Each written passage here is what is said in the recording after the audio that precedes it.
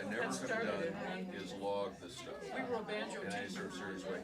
And I think that's one of the reasons I kept on doing it. So I'm not making this some sort of a huge goal/task. Just It's not. Like it's still Frails. It's a total different, yeah, it's a different setup.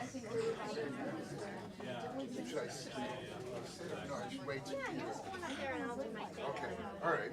And then we'll be Okay. yeah, you can laugh at me how I've lost some weight, but Welcome everybody to the Two-Way Street Coffee House. It will be, hold on. I don't know. You're in charge of the sound. Welcome everybody. See, now it's on. Wonderful. My name is Jennifer. This is the Two-Way Street Coffee House, and we've had live music in this room every night for almost 55 years. Not every night, every Friday night for 55 years. So we're really proud of the tradition of this room. It's a wonderful listening space. And because it is a listening space, we ask that you keep your conversations to a minimum. And by minimum, I mean not at all. We like to listen to our wonderful performers and give them our full attention. That also means if you could be so kind as to please turn off your cell phones, because that's terribly awkward when it goes off in the middle of a performance in a very quiet room. So without further ado, we are so excited and pleased to welcome Ken Perlman to the Two-Way Street stage tonight. So let's give him a round of applause. Thank you. It's a real honor to be here. Better after 55 years than not at all, I'd say. So I'm going to present an evening of North American fiddle music or traditional dance music, from some from the Appalachians and some from going the other direction into Eastern Canada, where I spent a lot of time with traditional players, and I'll talk about some of this through the sets.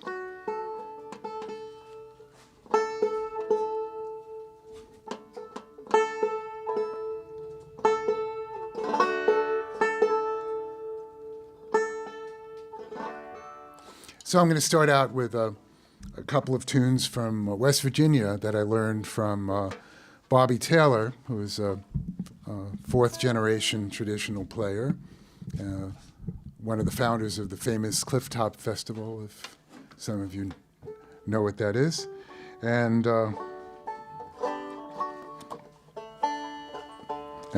one of his forebears was a fiddling governor of Tennessee in the late 19th century, whose name also was Robert Taylor.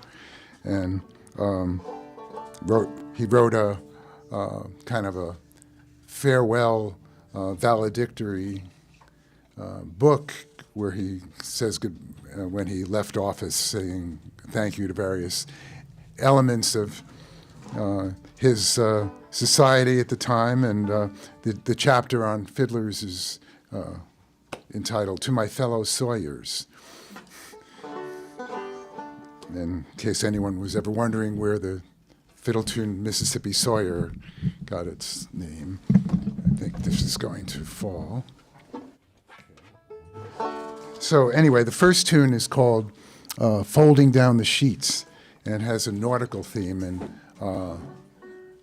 and Bobby took the tune and kind of flushed it out a bit and gave it his own spin, and played it at a fiddle contest. And a famous old-timer named Franklin George came up to me afterwards and said, "Bobby, I see you filled in all the holes." And the second tune is called The New 5 Cents. And Bobby told me that the famous Flat and Scruggs band, their fiddler used to play this tune to open up their sets. So Folding Down the Sheets and The New 5 Cents.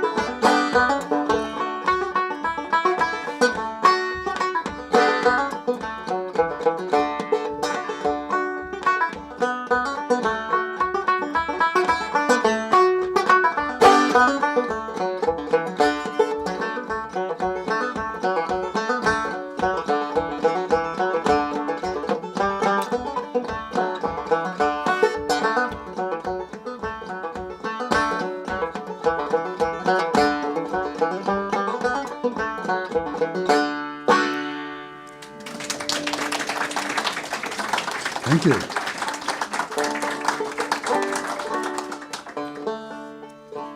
Okay, I'm now going to play a set of tunes from Prince Edward Island, and I had the honor of getting a grant back in the early '90s to go around and record probably a couple of hundred traditional fiddle players.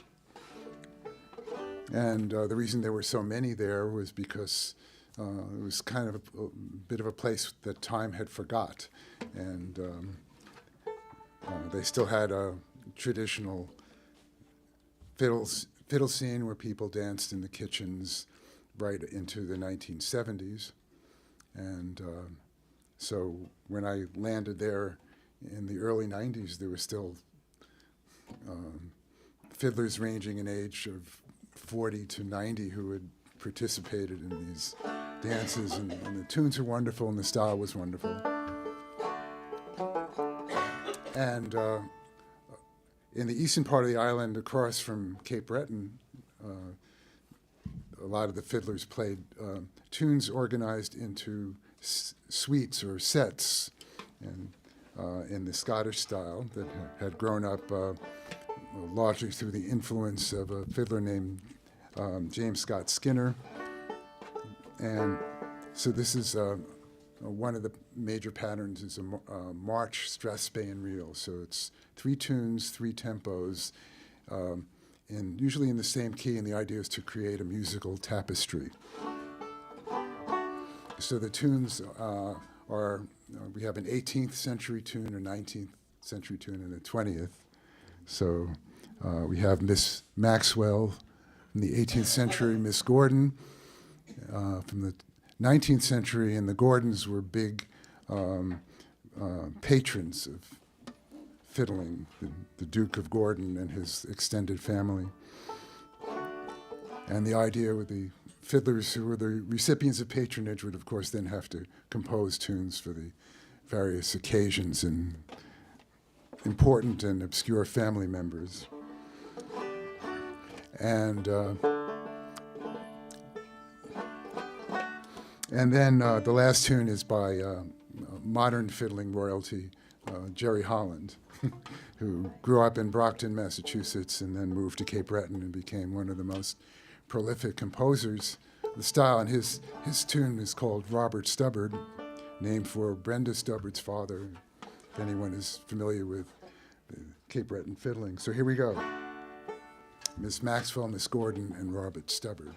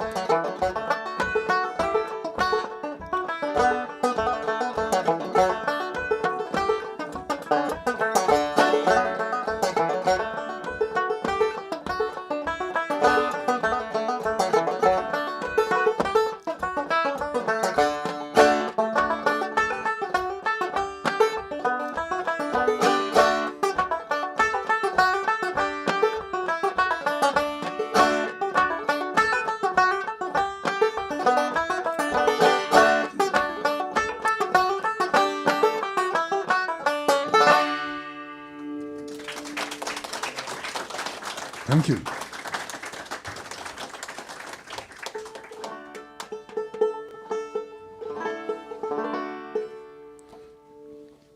Well, here's another Scottish set. So the first tune is, this is now in the kind of modal minor key.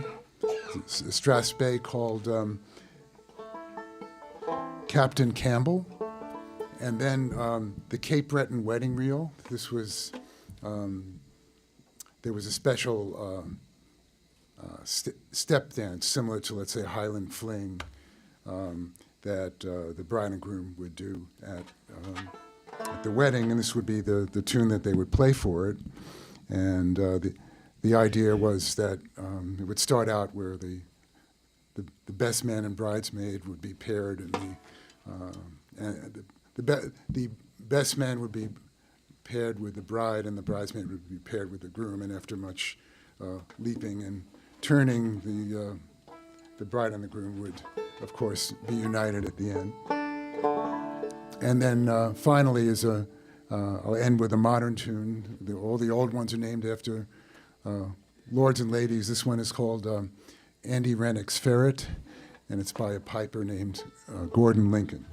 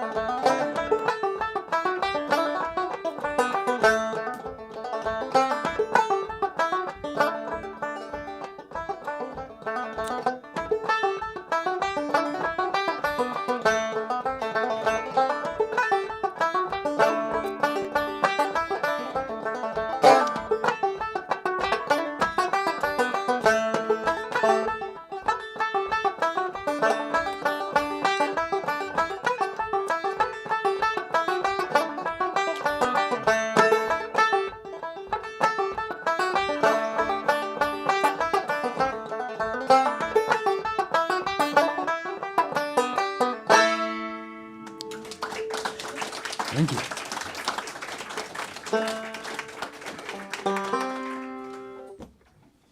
Okay, now for something quite different. So, back in the late 1930s,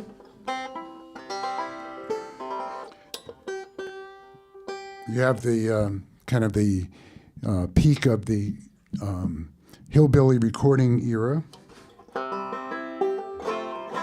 And you have a lot of novelty tunes and fiddle rags and such, and a lot of and the bands love to play with meter, so things we now call crooked, little extra beats creeping in places. So this is a tune from that period. It's called the L&N Rag, and it was named for the Louisville and Nashville Railroad. And the band was called Alex Hood and the Railroad Boys. So you have to figure that there was some corporate money coming in to pay for this session. And no one really knows who Alex Hood was, and you can't really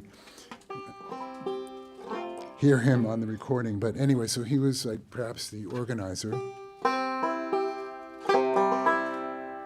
And in the second part, if you think there's some weird stuff going on with the measures and stuff, there is. So anyway, so I remember when I was learning it, I had to call my friend, now departed Steve Arkin, and say, Steve, I think every time they change chords in the second part, there's like 2 extra beats, right? And he said, yeah. Or he said, well, there's something strange going on. I don't know about the beats, but anyway, so here we go.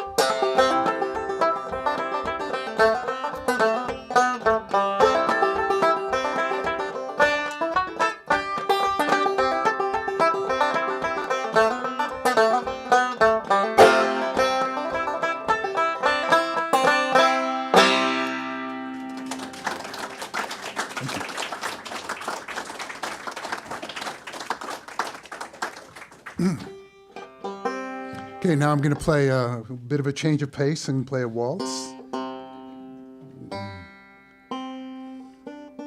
And this is called the Grover Jones Waltz.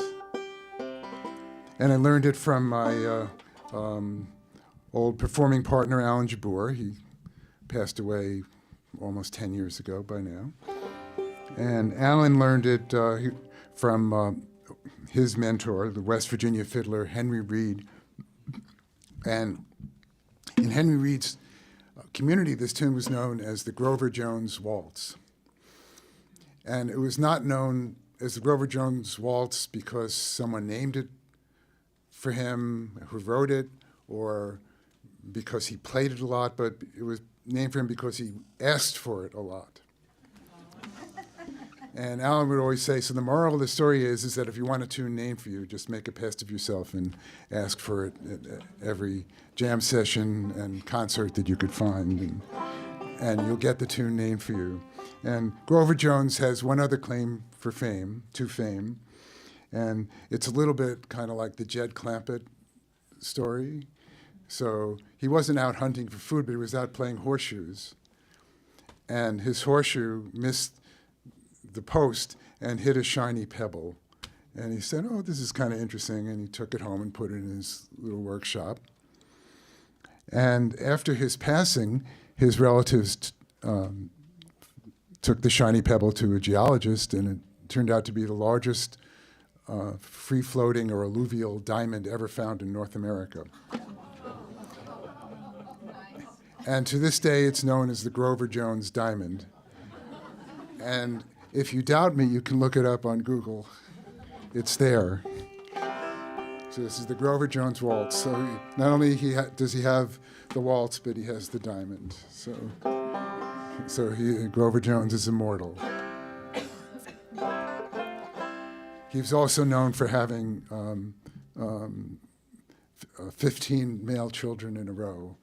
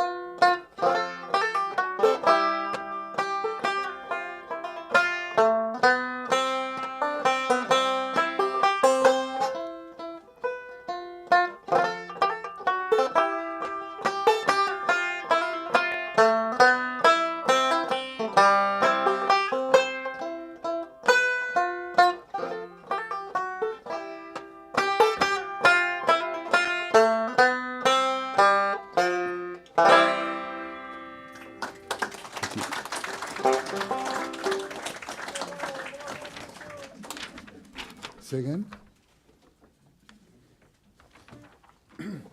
Well, back when I was starting to play,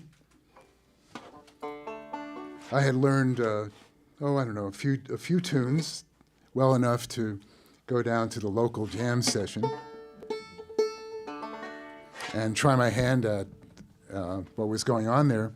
And in those days, it was kind of everything. It wasn't like now we have the bluegrass session and the old time session and the Celtic session, and never the twains shall meet except on the twack, if you remember that old joke. And it wasn't like, it was all kind of mingled together. And so I was, trying to keep up as best I could, but there were certain tunes that were generally considered impossible to play in Clawhammer style, which is or frailing as we called it at the time. And so occasionally people would say, you don't have to play on this one. And so I would think, oh, okay, and then I would go home and see, well, actually I can, so, and then they would say, oh, that's kind of cool. So and it was encouraging, so it encouraged me. And one of the things as a class that you were not supposed to be able to play was tunes in 6/8 time in Clawhammer style. And the reason is that Clawhammer is sort of like it kind of works in twos best, and jigs are in threes. And so, but anyway, so I went home. And anyway, so here's a medley of jigs, and these are tunes again that I learned from fiddlers on Prince Edward Island. And the first one is Irish, and the second two are Scottish. And the first one is called the Shandon Bells. It's named for a bell tower in Cork. It happens to be the first tune in O'Neill's Dance Music of Ireland. And I read an account that O'Neill actually, the famous, your former police chief here, Captain Francis O'Neill, you can still see his portrait in police headquarters, I believe, I've been told. And so he, around 1900, commissioned the publication of two major collections of Irish fiddling, and they're the major collections we have today. And interestingly, he didn't read music, but he had all these no-show musicians on the staff at the police department, and he would bring them in to play music for people who could write music, and so that's how that happened. And supposedly he named this tune himself because the fiddler didn't have a name for it. But anyway, so that's the Shandon Bells. The next is the Orange and Blue, which is William of Orange's colors. So you should not mention this title in Ireland if you're smart. And the third one is called the Chorus Jig. Anyone here contra dance? There's a tune, there's a dance called the Chorus Jig, and you probably have wondered why it was a reel. Well, it's the real version of the last tune here. You might recognize it. And in Ireland, they call it the Kilfenora Jig. And the reason they do that is because there was a little Cayley band in Kilfenora, Ireland, and they heard this tune on Glasgow radio and learned it and started playing it around Ireland. And they called themselves the Kilfenora Band. And they added an extra part. And anyway, but it's an 18th century Scottish tune called the Chorus Jig.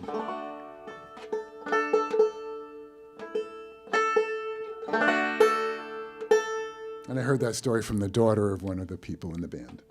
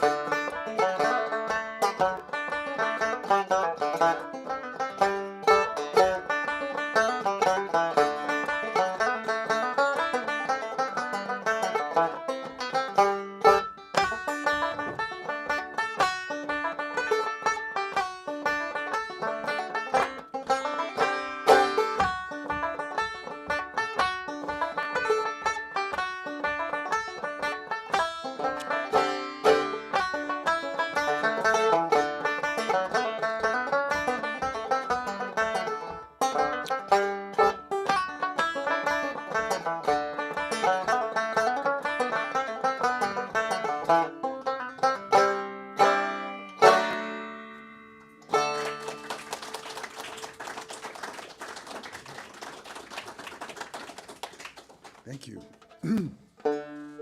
See how we're doing the time.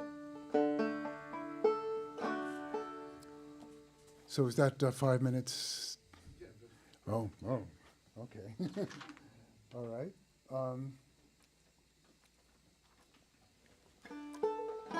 I guess I'll do one more set, and then we'll take a break. And like to mention, I have some CDs and banjo instruction books, including my newest, Prince Edward Island and Cape Breton and Prince Edward Island fiddle tunes for clawhammer, and there's also Appalachian fiddle tunes for clawhammer and kind of more basic books. And tomorrow I'm giving two banjo workshops right here, one basic and intermediate. I think we're classifying them. Say again? And where do you buy the banjos? Where do you buy the banjos? Well, we'll leave that to our local Chicagoans for you to get a banjo by tomorrow.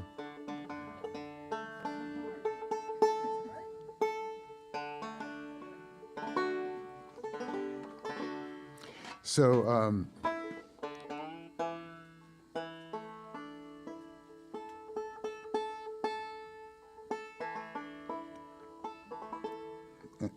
and I should also mention the upcoming Midwest Banjo Camp, which I'm one of the directors and one of the teachers, and we have 4 levels of bluegrass and old-time banjo, and plus programs in mandolin, fiddle, guitar, and bass, and voice, and also tenor banjo. And that's at North Manchester, Indiana this year, and at Manchester University. Not to be confused with the University of Manchester, which is across the pond.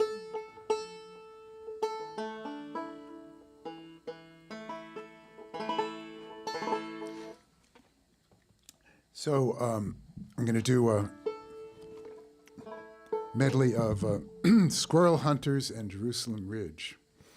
And Squirrel Hunters, how many here have heard of John Hartford? Okay, well, John Hartford was obsessed with a fiddler named Ed Haley, who had passed away long ago. And there were still surviving recordings of him made by the family. And somewhere he heard that John Hartford had played a tune called Squirrel Hunters, but there was no recording of the tune and nobody knew how it went. So he always wondered about this. And then someone said, hey, in this book of Pennsylvania tunes by Samuel Bayard called Dance to the Fiddle, March to the Fife, there are 2 pages of tunes, all of which have the title Squirrel Hunters. So maybe that is the source, or that's the tune. So he went to the book, and he obviously created a composite and started playing it at bluegrass festivals, and people began to pick it up, and it got into the old time scene, and people promptly forgot where it came from. And it's a great tune. And in terms of the title, the best theory is that these were backwoods people who came to the defense of Cincinnati during the Civil War and were given this derogatory nickname by the regular army troops because they came with their pea shooters, their hunting rifles. And then Jerusalem Ridge is by the father of bluegrass, Bill Monroe, and also Kenny Baker, I'm sure, was probably the actual person who wrote it. It was his fiddler, and Kenny Baker was a great player, and they say that he kind of engineered his exit from the band because Bill turned to him and said, Bill, why don't you play the nice people here, the Jerusalem Ridge? And Kenny Baker said, I don't believe I will. And and then he left the stage. But anyway, so that's those two, Squirrel Hunters and Jerusalem Ridge.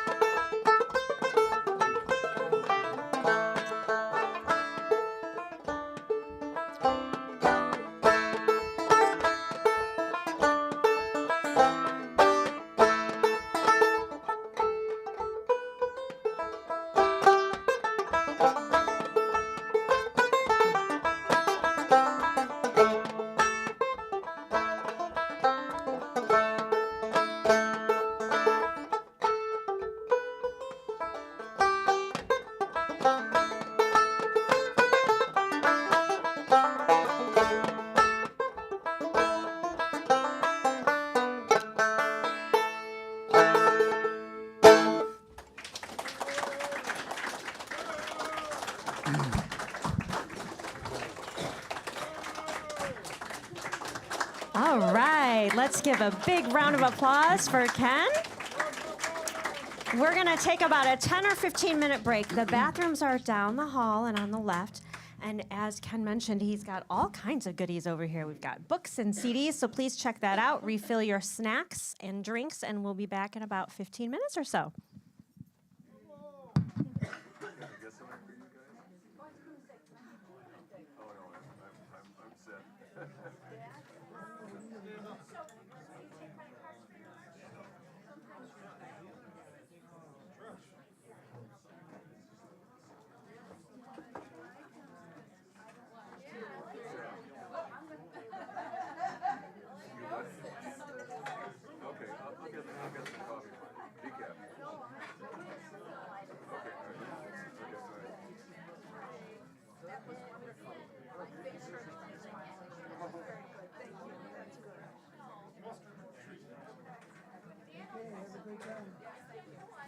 Where are you from?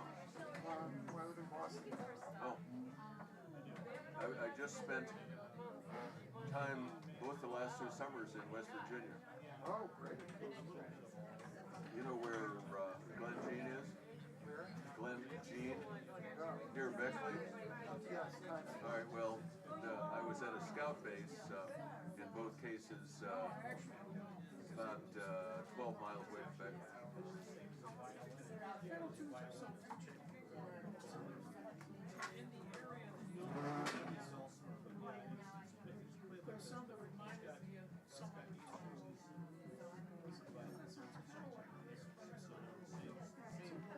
Jack. So is this microphone bugging you? It's fretted. Trying to program it? Well, just check. Oh, you need the password? Keep driving. Oh, yeah, yeah.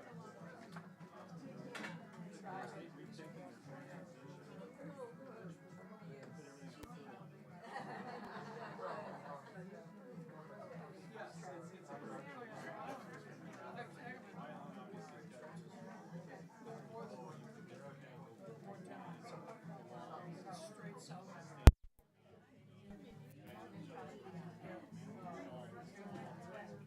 We were going on that one. We needed a bridge.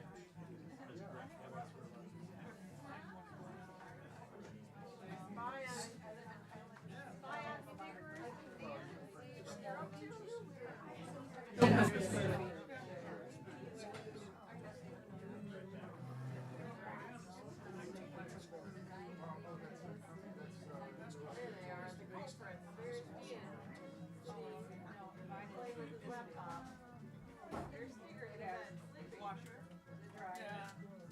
I wanted that all. Washer all the utilities and everything. Ground floor. It's been a while. I think it's been 6 weeks.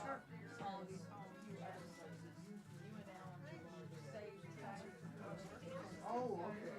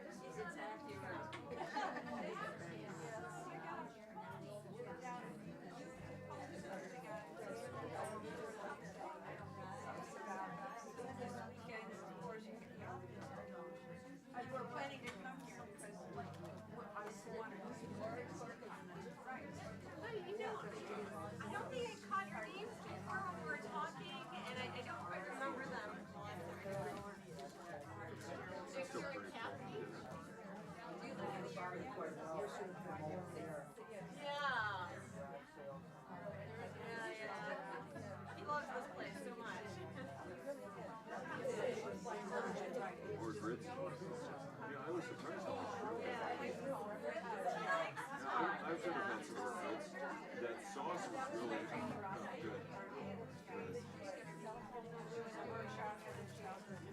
That's the sort of big claim to fame of my son, Trevor. He fixes these fantastic sauces. Okay, I got her table.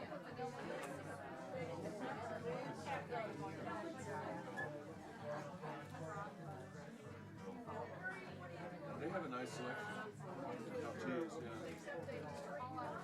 Yeah, you don't know. Yeah, it's hard to say. Okay, I'll work. Did you ever get over to Todd Holland? Todd Holland? Over to the north side of Madison. It's a tea merchant.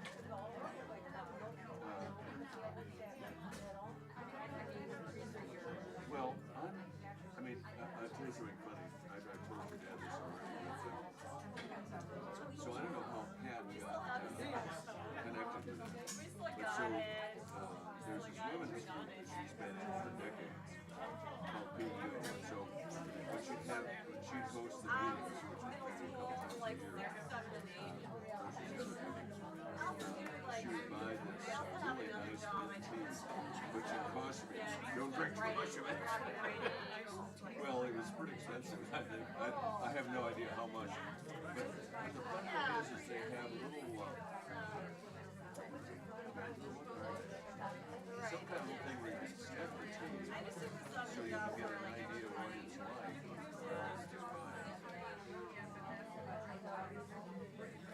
Yeah, the only time I've been over, it's kind of funny, I was seeing this gal, not this particular at the moment, but in any event, I took her over there, and she likes green tea, and so they must have had at least 6 different green teas, and the interesting thing is we both agreed this one particular one was the best.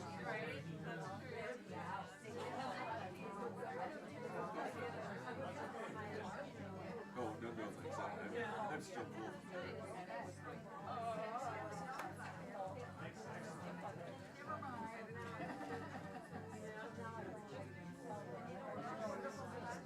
Well, I'm glad you're enjoying it. Yeah. I'll tell you something funny is that my daughter-in-law, Rachel, is pretty funny. And I took her through a book music thing some years ago. And I don't think that's her thing. And she said so.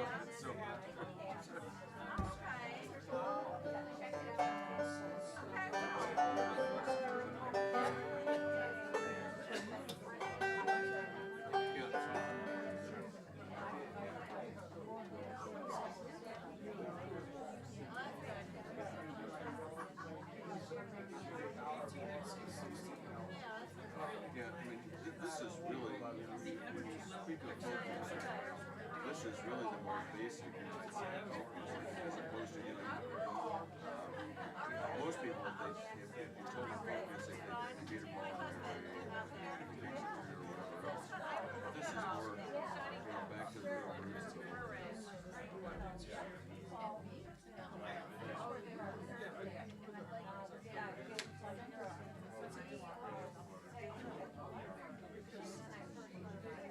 I do that.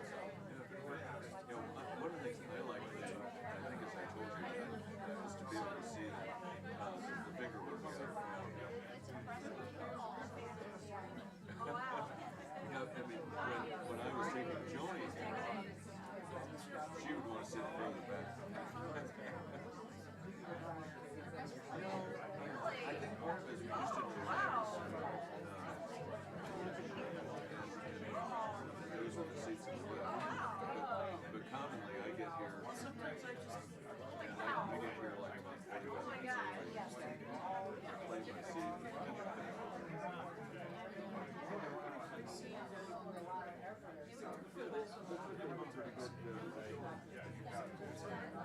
Wow, that's pretty amazing.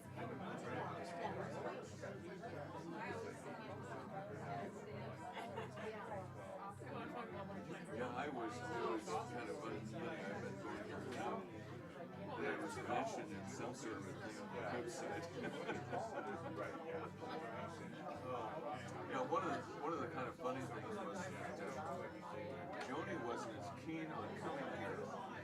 because it would keep her up later than she really wanted. She wanted to be back in bed by 9:15. I mean, Joni, I don't know, but she just wanted to be in bed by 9:15. But that is my problem now.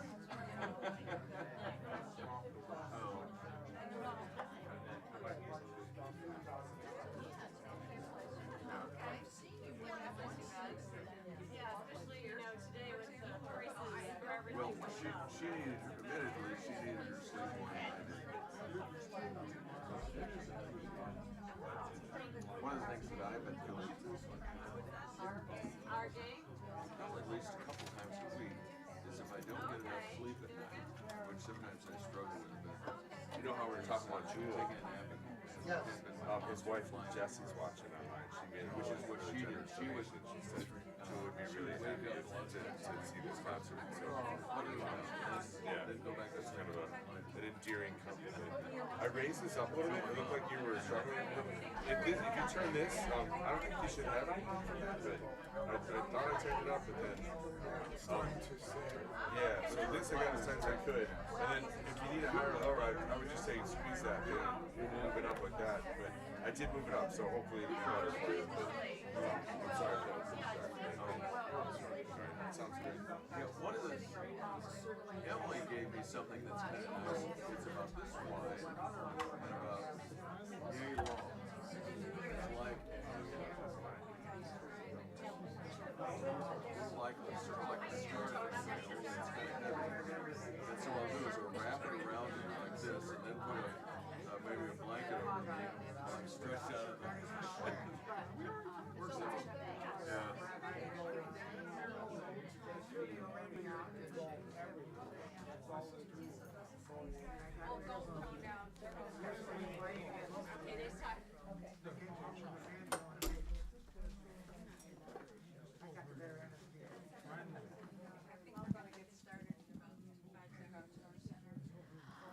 Okay, everybody, we're going to get started with a second set here in just a few seconds, but I wanted to tell you about all of the wonderful things that are coming up at the Two-Way Street. Tomorrow, as Ken mentioned, there's a banjo workshop, a basic and an intermediate. The registration is already closed, but I happen to know the organizers, and I think I could pull a few strings. If you're still interested in purchasing a $25 registration for each one of those workshops, you can see me or you can go online.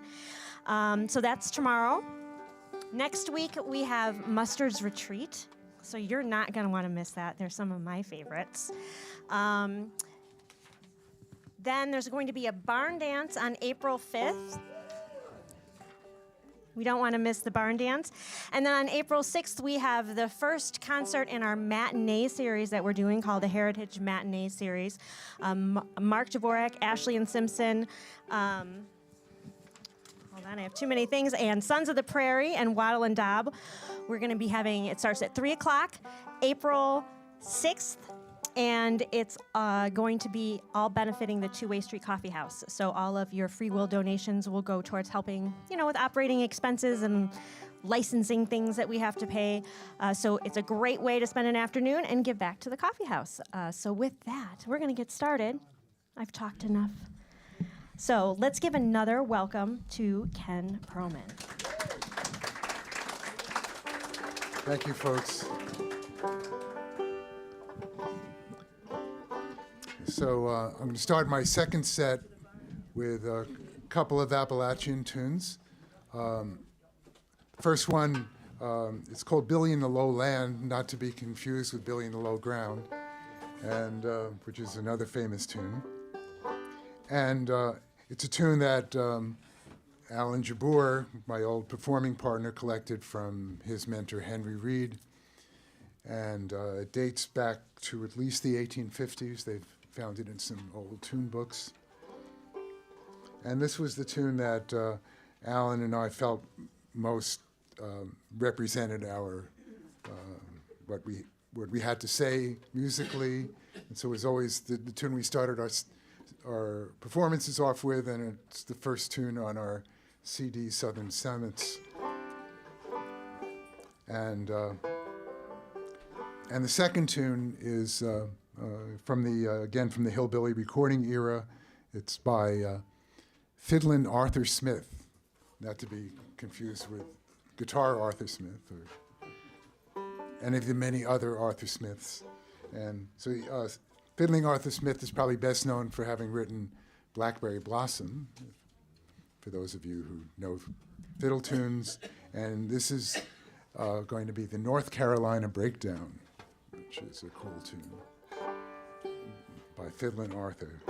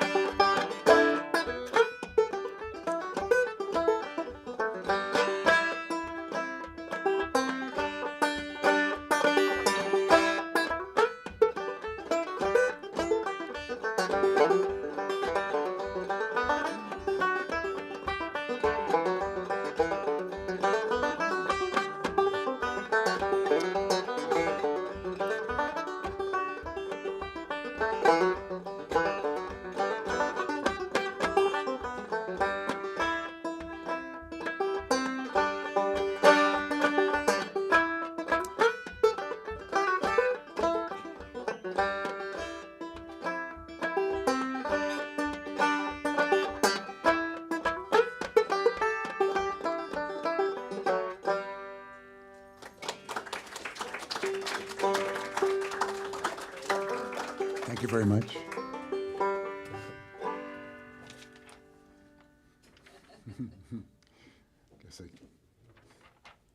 Okay, so this is a medley of another Scottish set, and I'm going to start with a very early 18th century air called "The Bonniest Lass in All the World," and then I'm going to go into a strathspey called "The Duke of Gordon's Birthday." We talked about the Gordons, who were great patrons of Scottish fiddling, so even his birthday got a special tune.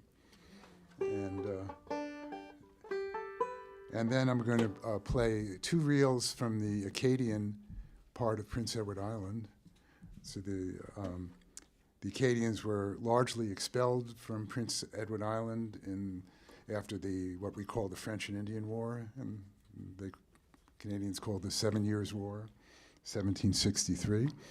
And 30 families evaded expulsion, and they were the foundation of all the Acadian culture on Prince Edward Island.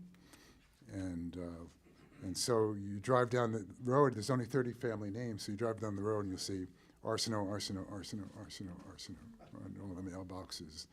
And so the first tune is by Eddie Arsenault, a great fiddler. It's called The Dragger's Reel. And then a tune from a fiddler named Victor Doucet, and he called it Marie à Pierre, which means Pierre's wife, Marie. But it's actually a version of Patty on the Turnpike. And it only has, if you're familiar, it only has one flat 7 chord for you music theorists. One of my banjo playing peers has a regular accompanist, and she has an interesting theory about chords, describing chords. So, you know, you have your regular tonic, dominant, whatever. And then she said, okay, well, then there's the other chord, which is, and the other chord is like when you're going, that one, you know, known as the 5-on-5 or double dominant or whatever. And then there's the famous modal chord where you go, yeah, so she calls that the other chord. So this tune, it has only one other chord instead of several. You know, so you may recognize it.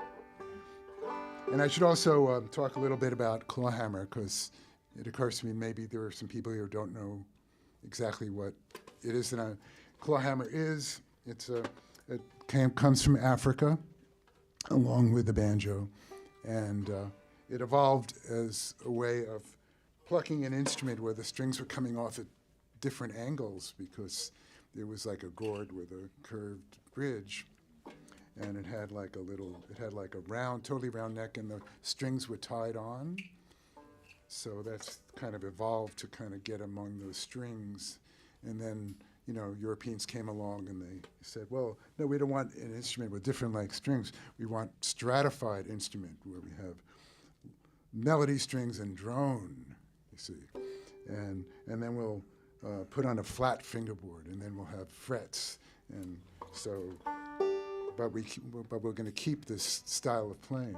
And so you're picking down with the back of your fingernail, driving it with your arm and wrist, and then you get thumb string, a long string, by using the thumb in this kind of special way. So it's not like backwards finger picking, but it's something unique. So it's kind of like that for the uninitiated, who could become initiated tomorrow in the basic banjo workshop, to which is closed, but because we know the organizers, we can get you in.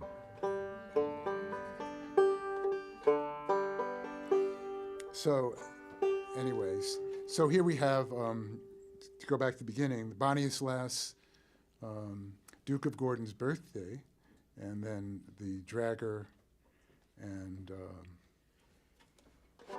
Maria Pierre.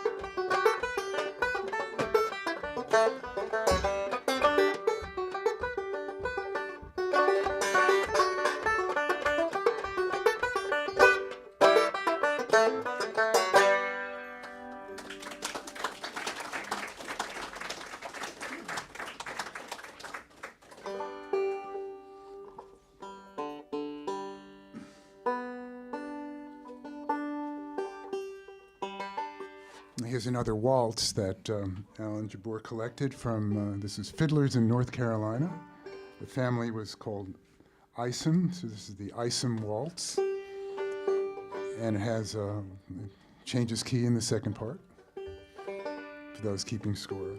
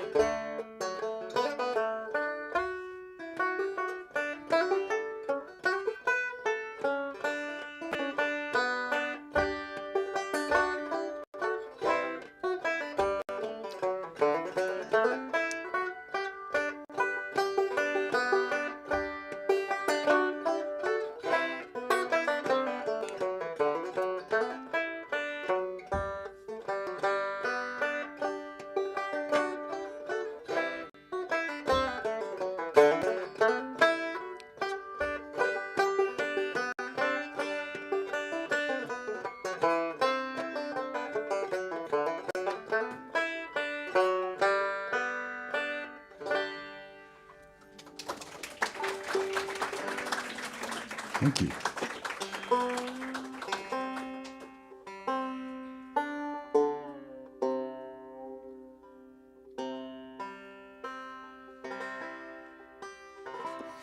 Here's another tune from the hillbilly recording era.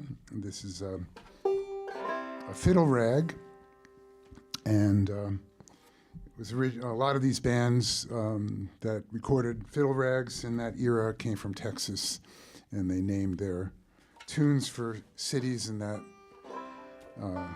in the Lone Star State, and this one is the Dallas rag.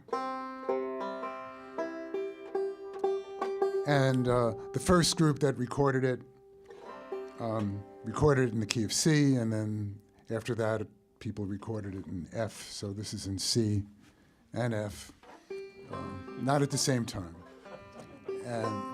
and back to C.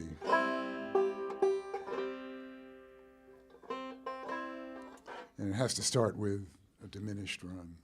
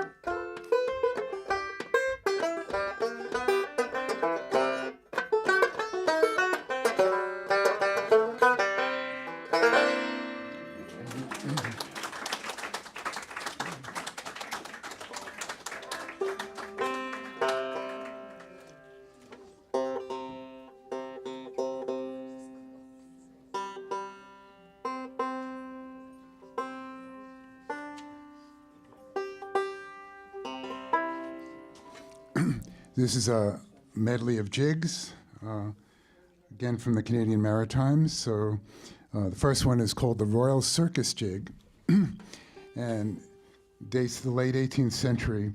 And it's actually not, it has nothing to do with circuses, but a circus in Britain is like a street that goes around in a circle, like Piccadilly Circus. So the Royal Circus is in the new town of Edinburgh. And so I was disappointed too, because I thought.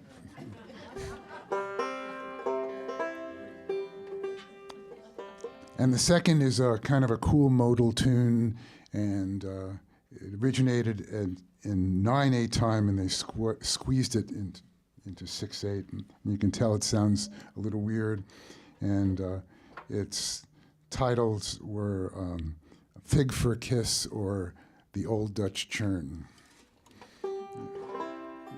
And now the last tune I got from a cassette of an old fiddler on Prince Edward Island named Hector MacDonald, and his family had made this cassette of his playing because he passed probably 15 years before I ever came to Prince Edward Island. And I really liked this jig. And it's totally in the spirit of a lot of these Canadian jigs. And I played it at a house concert in Maine, and one of the audience members came up to me afterwards and said, "Did you know that tune is from Gilbert and Sullivan?" And it was. I checked it, and it was. And you may ask how that happened. Well, they had a tradition every St. Patrick's Day of putting on a play, and Gilbert and Sullivan was popular throughout the British-speaking world, and so this tune obviously caught his fancy. So the real name of the tune is something like "When I Go Out the Door." So starting with the Royal Circus.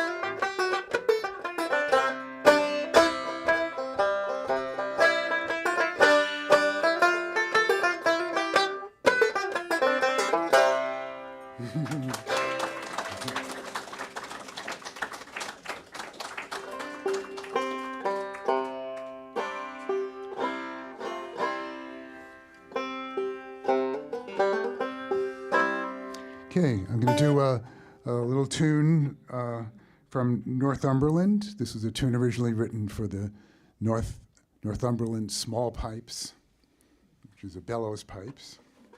And it was written by a fiddler named Tom Clough back in the 1920s, I believe, and Clough. And he wrote it for his wife, whose name was Nancy. So the name of the tune is Nancy.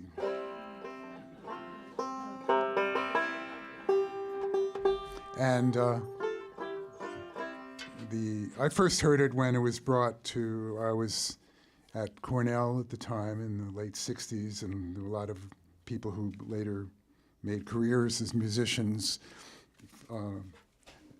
around me. And there was this British duo, and the last surviving member just passed about a month ago, John Roberts and Tony Barron. Are you familiar with that? Yeah. So John Roberts brought this tune to my, in my immediate universe on the concertina, I believe. And anyway, there were several of us banjo players, and everyone, we learned the tune, and of course, we immediately had to start writing variations. And anyway, so that's how this kind of happened.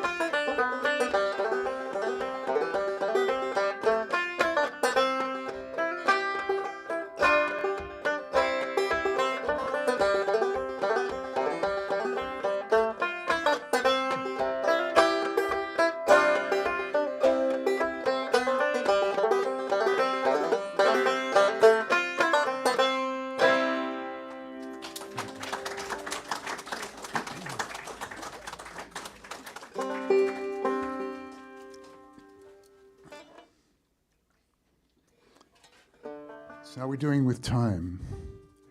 25. Say? As long as you want. Oh, okay. You guys, yeah, sure.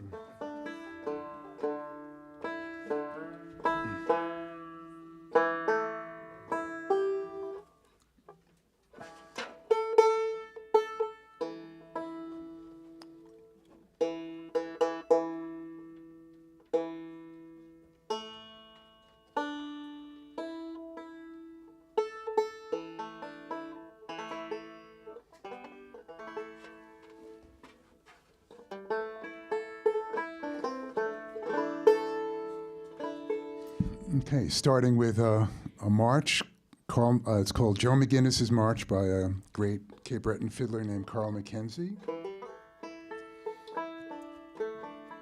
And then two Prince Edward Island reels, the Bray Reel and the Miramichi Fire.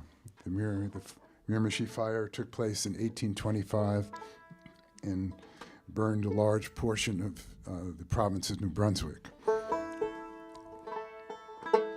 So nowadays, someone would write the LA Fire or the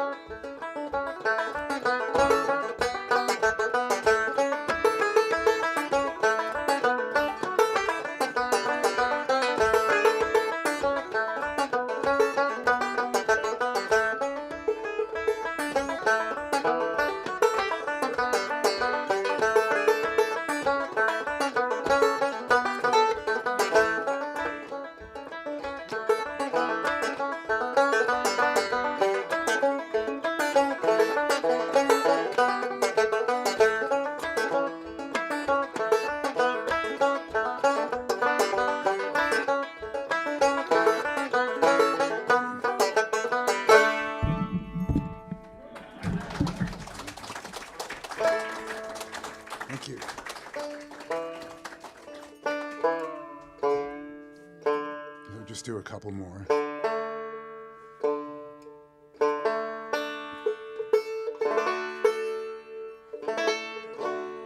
So this is the Belfast hornpipe, beloved of concertina players.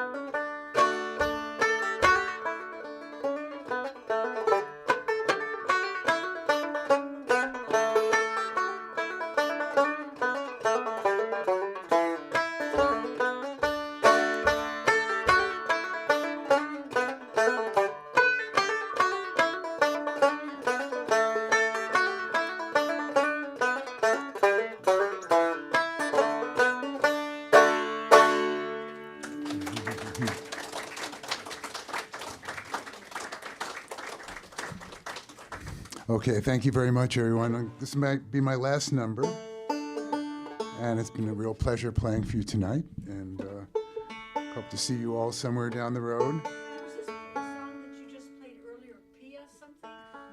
What was it, Pia Maria? Marie à Pierre. Pierre? Yeah. Oh, Pierre. Pierre means Pierre's Marie, literally, but.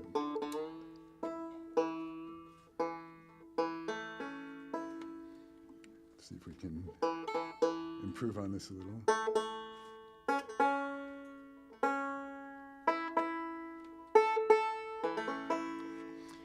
So this starts out with a march, fiddle march called Stella's Trip to Kamloops.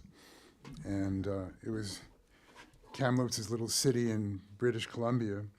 And it was written by Patricia Chafe, who was the daughter of a famous fiddler named Winnie Chafe, from very musical family. And her aunt Stella, who was a nun, had just gotten appointed to go out to British Columbia and teach at a religious school. This is like a 4,000-mile journey away from home. So as a going-away present, teenage Patricia Chafe wrote this tune. And a lot of fiddlers on Cape Breton learned it, and now it's played worldwide. And Patricia, I exchanged emails with Patricia, and she said, oh yes, and I often tell my aunt, isn't it strange that such a quiet lady from a charitable order is now world famous, all because of a little tune? And this going into a Strathspey called The Iron Man from James Scott Skinner, and then into a tune called The Trip to Windsor by Dan R. MacDonald, and it's Windsor, Ontario, that they're talking about, where a lot of Cape Bretoners would come to work in the auto industry, and then they would arrange to bring fiddlers down from the home island for dances and such.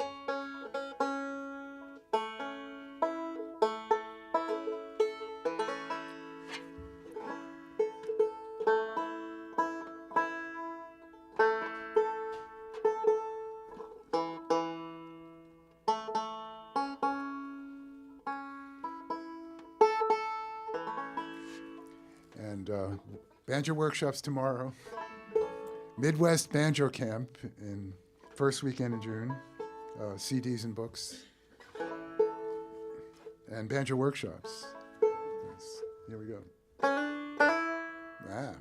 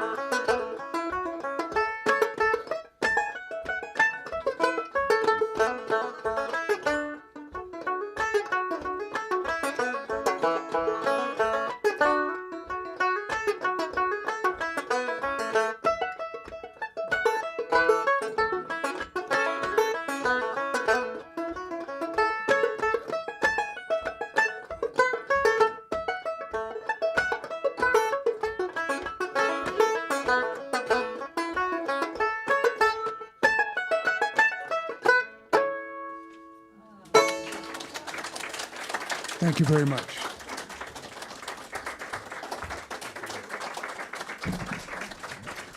All right. Well, I don't know if you know this, Ken, but nobody, and I mean nobody, gets out of the two-way street without an encore. Should we ask Ken to play one more? Yeah, wonderful. Ken Perlman, everybody. Shouldn't it be nobody gets out of a one-way street without, because if you have the two-way street. Yeah. I was very puzzled that the two-way street coffee house is on a one-way street. And I know that because Google sent me the wrong way. It sent me down this alleyway through the, you know, I'm confronted with a series of, bank machines for cars. And it's all saying one way, the wrong way, and I can't go back. So I had to go through the bank machines illegally or against their direction. And then I come out and I see the church behind me, but it's one-way street. So, so I had to pull over and look at the map and see how to get around. But anyway, it's a very nice little town.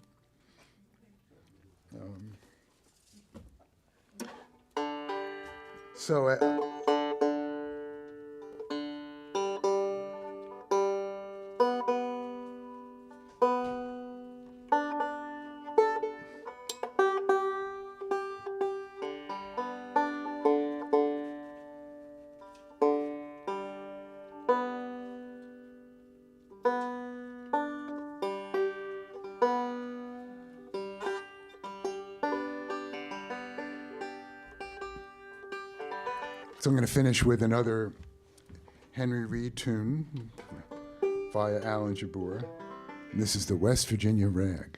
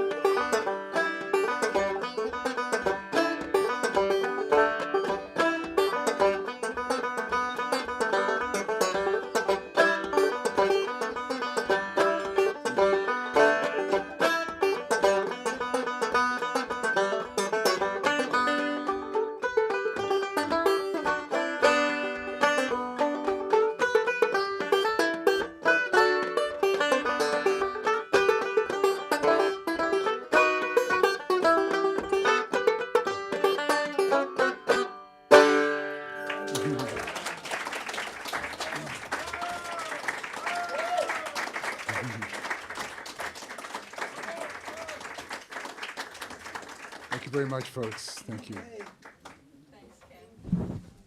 Is that Banjo and